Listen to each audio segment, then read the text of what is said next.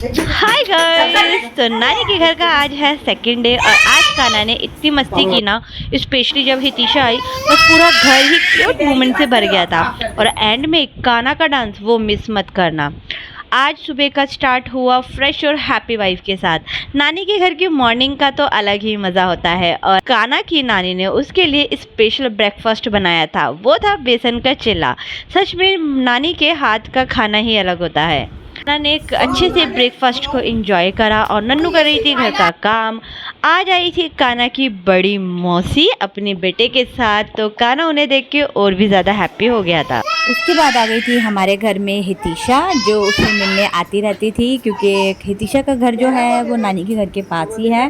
तो कान्हा उसे देख के बहुत ज़्यादा खुश हो जाता है, उसके साथ बहुत ज़्यादा खेलता है। तो आप देख सकते हो ये दोनों की मस्ती स्टार्ट हो गई थी। इन दोनों की ना टॉय के पीछे बहुत ज़्यादा अनबन होती है। मतलब जो छोटे बच्चे होते हैं ना, जो एक बच्चा खेलेगा टॉय से दूसरे बच्चे को भी वही चाहिए होता है।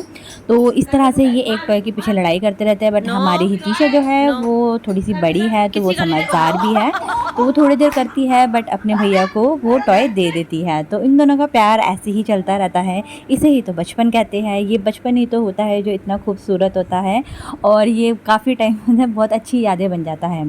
तो काफ़ी देर तक ये दोनों अच्छे से खेलते रहे। तो ये सारी यादें मैंने अपने कैमरे में कैप्चर कर ली थी और इन दोनों की मस्तियाँ देखे। और हितिशा के आप बाल ज़रूर नोट करना, इसकी मम्मी ने इसके इतने प्यारे इतने क्यूट सा हेयर बनाए थे ना, मतलब बहुत अच्छा रहता है, हेयर स्टाइल इतना प्यारा लग रहा था। और जो उसकी बड़ी मौसी थी कान्हा की, वो जा रही थी तो सबसे वो मिल रही थी। और ये देखिए उसका भैया, ये कान्हा मतलब नानी के साथ खेल रहा था लूडो।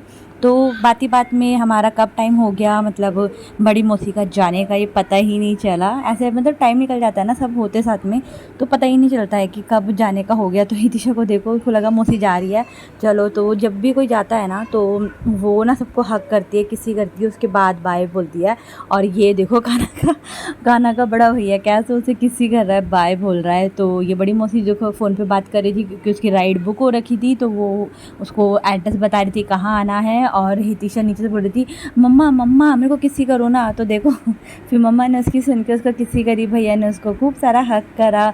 और ऐसे ही वो दोनों फिर चले गए थे अपने घर की तरफ। तो उनका घर ज़्यादा दूर है तो इसलिए टाइम से निकल गए थे वो दोनों। और ये देख सकते हो वो जा रहे हैं और कान्हा देख रहा था। कान्हा का ध्यान सिर्फ टॉय के ऊपर था और उसे कोई मतलब नहीं कौन जा रहा है कौन आ रहा है, अभी छोटा है ना इसलिए उसको ज़्यादा पता नहीं है।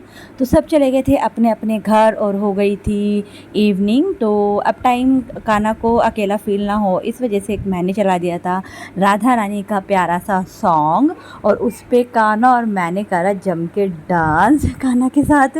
मतलब मैं उसकी पार्टनर बन गई और डांस करा। वो देख रहा था, आपको ना मतलब ये कैमरे में इसको दिख नहीं रहे होगा स्टेप, उसको ज़्यादा डांस करना आता नहीं है। तो जो उसके पैर थे ना वो एकदम मतलब चला रहा था वो, तो मैं भी उसके साथ डांस कर रही थी। ये देखो आपको समझ आ रहा होगा। एक्चुअल में जो कैमरे का एंगल था ना वो ठीक से हो नहीं पाया था।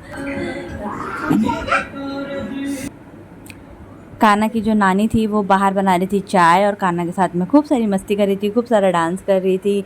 तो मैंने एंगल दूसरी जगह सेट करा, उसके बाद भी मेरे से यही मिस्टेक हो गई कि कान्हा का पूरा पोज आया ही नहीं। बट कोई नहीं, क्या जैसे कान्हा ने ना कैमरा देखा वैसे भागा भागा, ये देखो उसको पता चल गया। उसको जैसे दिखता है ना कैमरा ऑन हो गया, वो भाग कर आता है, उसको पकड़ने की कोशिश करता है। तो फिर मैंने कैमरा ले लिया था, मैंने चल तू डांस कर, मैं तेरी वीडियो बनाती हूँ इधर से। तो देखो इसको पता चल गया कि मेरी वीडियो बना रही है, लो मैं अब डांस ही नहीं करूँगा। ऐसा हो जाता है कभी कभी, शरारती। हो गया था डिनर का टाइम। तो आज डिनर में बनाया था मम्मी ने पनीर की सब्जी और रोटी। इस तरह से हमारा दिन ख़त्म हुआ। बाय।